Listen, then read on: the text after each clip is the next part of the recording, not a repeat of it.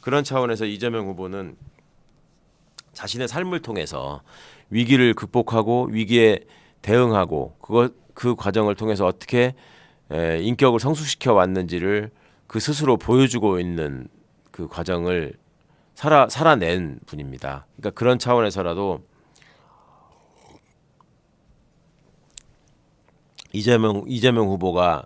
눈물을 흘리면서까지 알리고자 했던 그의 진심 이런 것들에 대해서 조금 더 귀를 기울여 주셨으면 하는 바람이고요. 심심산골 정말 어려운 환경에서 태어나서 그 열악한 환경을 딛고 미래를 열어가고자 했던 한 가난한 소년의 소망, 그 소년의 소망이 공장에서도 결코 꺾이지 않았고 공장에서도 짓밟히지 않았고 공장의 각종 폭력과 구타에서도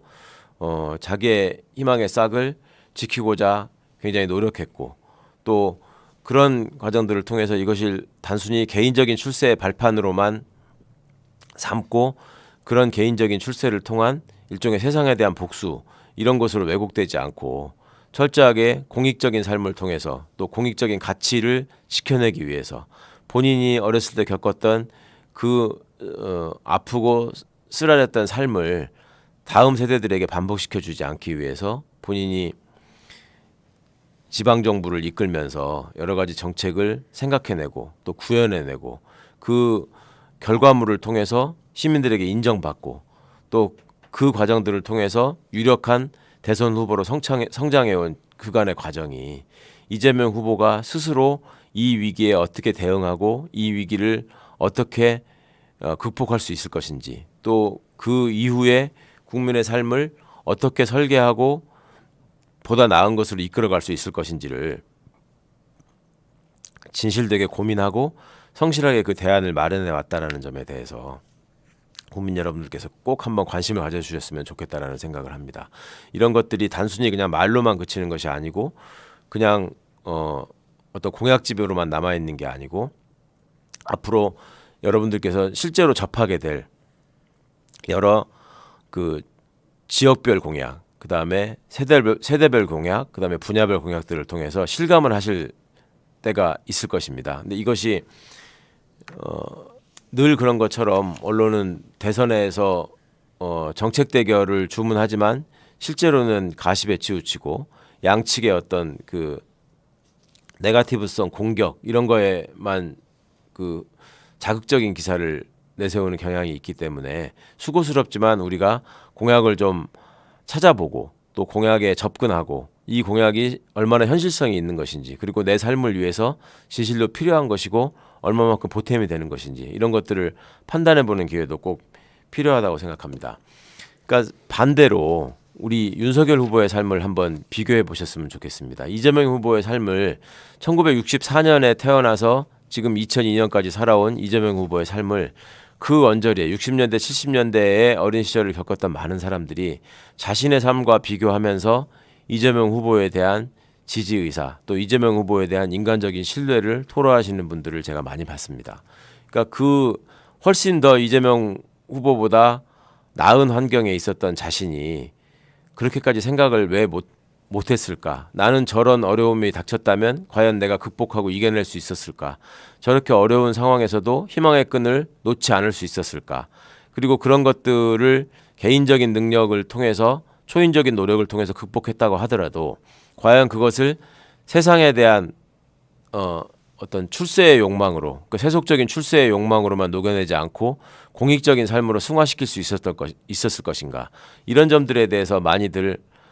감동하고 또 감탄하는 경우를 적지 않게 봤는데요. 그냥 이것이 일종의 한 사람의 그 성장기 또는 한 사람의 성공 신화 뭐 이런 것들이 아니라 그 안에 담겨 있는 한국 현대사의 과정들, 그다음에 그것들을 극복해 나가는 이재명 후보의 그 의지와 노력, 뭐 이런 것들이 앞으로 우리 국민들의 삶을 위해서 충분히 발휘될 수 있는 기회를 우리가 주어야 하고 또 그 기회를 국민들의 입장에서도 놓치지 말아야 되겠다. 이런 점들 때문에 이재명 후보의 삶을 자꾸 말씀드리는 것입니다. 그렇지만 반대로 우리 윤석열 후보의 삶은 어땠습니까? 본인이 얘기하는 것처럼 처음부터 유복한 가정에 태어나서 당시에 일본 유학까지 다녀올 정도로 뭐 부족함이 없었던 그런 아버지 밑에서 자라나서 또 친구들한테도 뭐 아낌없이 베풀 수 있었던 경제적으로도 별로 어려움이 없었던 가정에서 자라나서 그 중간중간에 거치고 있었던 과정들은 어떻게든 시험을 통과하고 또 시험에 합격해서 남들이 부러워하는 삶을 살아야 되겠다. 남들보다 앞서가는 삶을 살아야 되겠다. 남들 위에 군림하는 삶을 살아야 되겠다. 이런 철학을 가지고 살아왔던 게 아닌가 싶은 여러 가지 모습들을 지금 보이고 있습니다. 그러니까 그 많은 분들이 뭐 구수라고 놀리십니다만 그 구수 자체가 문제가 아니고 그렇게까지 오랫동안 고시 공부를 할 수 있었던 그 여력, 그것은 어디에서 비롯된 것이며 또 그 과정을 통해서 이분이 쌓아왔던 철학이 무엇인가가 이 사람의 언행을 통해서 지금 드러나고 있는 것이 많은 분들에게 의구심을 자아내게 하고 있는 것입니다. 그러니까 50이 되어서 결혼할 때까지 본인의 재산을 제대로 챙겨보지도 않았고 본인의 삶에 대해서 장래에 대해서 어떤 계획이나 준비가 없이 그냥 검사로서 성공해야 되겠다는 출세해야 되겠다는 일념으로 이분이 살아왔던 그 여정들, 그러니까 결혼할 때 돈이 2천만 원밖에 없었다라고 얘기하는 경제적 무능, 그리고 그것이 대선 후보의 자격으로서 여러 가지 토론에 임하거나 할 때에도 당내 후보 경선 과정에서도 청약 통장에 대해서 전혀 알지 못하고 집이 없어서 청약 통장도 없다라는 식의 황당한 발언을 한 이후에도 그 문제를 극복하기 위한 어떤 공부나 학습이 전혀 없이 이번에 이재명 후보와 토론을 하는 과정에서도 안철수 후보가 던지는 청약 점수나 또 그 군필자들을 지원하겠다고 하는 어떤 청약 가산점의 허상 뭐 이런 것들에 대한 구체적인 질문에 대해서 전혀 엉뚱한 답변으로 일관했던, 그러니까 그런 자세나 어떤 실력이나 태도를 볼 때 과연 이분이 그 서민들의 삶을 어느 정도 이해하고 시민들의 삶을 어느 정도 발전시키기 위해서 얼마나 그 실력을 바탕으로 한 능력을 발휘할 수 있을 것인지, 이 점에 대해서는 지금까지 보여준 행적을 통해서도 능히 판단할 수 있다는 생각입니다. 또 다른 한편으로 어떻습니까? 대장동 비리를 가지고 대장동 상황을 가지고 이재명 후보가 성남시장으로서 뭐 엄청난 비리의 주역인 것처럼 얘기하고 처음에 무슨 녹취록에 등장했다는 그분이 이재명 후보인 것처럼 계속 밀고 가려다가 드러나는 사실 하나하나가 특히 그런 사안에서 그러니까 막대한 수익을 얻어서 문제라고 하는 대장동 사건에서 그 비리에 그러니까 대장동 사건에 큰 수익이 될 수밖에 없었던 종잣돈이 어디에서 나왔는가? 그 종잣돈을 제공했었던 부산저축은행, 그 부산저축은행의 비리가 과연 수사로서 제대로 규명이 되고 제대로 처벌을 받았는가? 왜 부산저축은행 관련자만 빠져 있다가 나중에 처벌받게 되었는가 하는 것들이 당시 윤석열 검사가 본인과 가까웠던 박영수 변호사와의 어떤 커넥션 때문에 그 이루어질 수밖에 없었던 결과라고 하는 것들이 지금 전부 다 드러나게 된 상황이고, 그렇다 보니 김만배 씨가 윤석열 씨를 뭐 쌍욕으로 그 협박했다는 얘기 더하기 내가 한 방이면 죽일 수 있는 카드를 손에 쥐고 있다는 얘기 뭐 이런 것들이 나오는데도 전혀 그거에 대해서 대응하지 못하고 있는 모습, 이런 것들을 볼 때 과연 어디서 윤석열 씨가 얘기하는 상식과 공정 그리고 정의가 존재할 수 있는 것인지, 어떤 부분에서 이분이 열심히 성실하게 살아가는 시민들의 삶을 위해서 제대로 된 정책을 구현할 수 있을 것인지, 어디서 과연 그 지점을 찾을 수 있을 것인지, 그리고 그 사람이 내세우는 공약이라고 하는 것이 모든 것들을 다 갈등을 부추기고 문제가 생기면 해결할 수 있는 대안을 제시하는 것이 아니라 폐지하는 어떤 단말마적인 공약으로 끝내려고 하고, 그 다음에 본인이 수사를 하면서 그렇게 자랑스러워하고 자신 있게 결과를 발표했던 신정아 씨 문제와 자신의 배우자가 관련돼 있는 그 학력 경력 위조의 문제가 도대체 어떤 점이 다르기 때문에 이 부분에 대해서는 꿀먹은 벙어리가 되고 있는 것인지, 조국 장관 수사를 하면서 그 배우자가 가입했던 사모펀드를 가지고 여러 사람들에게 수사의 필요성을 강변하고 수사의 정당성을 윽박지르면서 사모펀드라는 것은 심각한 비리고 심각한 문제이고 또 그거에서 이어지는 주가 조작이라고 하는 것이 엄청난 피해를 일으키는 것이기 때문에 돈은 거짓말을 하지 않기 때문에 따라가다 보면 실체가 드러날 수밖에 없다라고 그렇게 당당하게 얘기했던 사람이 결국 그것이 다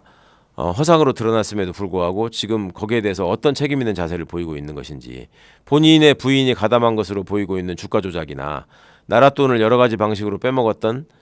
장모의 비리에 대해서 양평 공흥지구도 그렇고 요양병원의 문제도 그렇고 또 지금 잔고증명서를 위조해가지고 여러 사람들에게 피해를 입혔다는 그런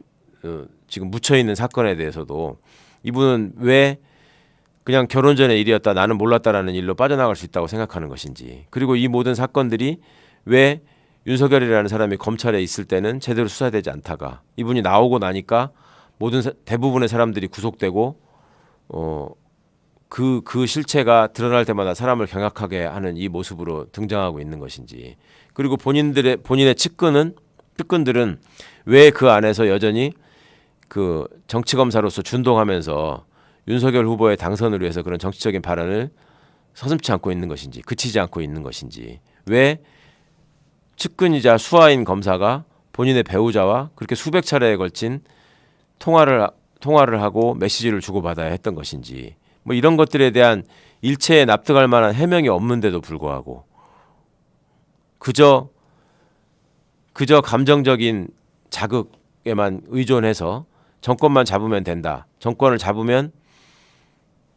우리에게 비판적인 언론은 가만두지 않겠다, 그리고 국민들은 바보기 때문에 언론을 통해서 얼마든지 이것을 문제를 극복할 수 있다, 이런 식의 국민을 우습게 알고 내려다보는 태도, 이런 것을 가지고 어떻게 국민의 대표자가 돼서 나라를 이끌겠다고 하는 것인지,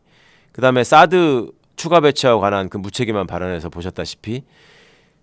외교 안보 문제에 대해서 이분이 어떤 식견을 갖고 있는 것인지, 중국과 우리와의 관계, 이것이 정치적인 문제만 아니라 경제적으로 외교적으로 얼마나 중요한 그 요소들을 많이 포함하고 있는지 일체 배제한 상황에서, 일체 이해하지도 못한 상황에서 그저 일각에서 자리하고 있는 그 협중 정서에만 기초해서 처음에 후보로 나섰을 때부터 무슨 우한폐렴이 어떻고 중국의 입국자들을 완전히 차단했어야 된다는 그런 시대착오적인 얘기를 다시 반복하는 것들에서부터 비롯된 그런 천박한 인식 수준, 그다음에 대통령으로서 국가원수로서 반드시 갖춰야 될 그 외교적 역량의 그 부족함, 이런 것들을 유감없이 다 보여주고 있는데도 불구하고 우리가 어떤 점에서 윤석열 정부의 미래를 그려볼 수 있을 것인지, 윤석열 정부의 미래에 본인이 싫은 사람, 본인이 미운 사람에 대한 가혹한 수사를 다짐하는 것 외에 어떤 것을 지금 예상하고 그려볼 수 있을 것인지 저는 의문입니다. 그렇지만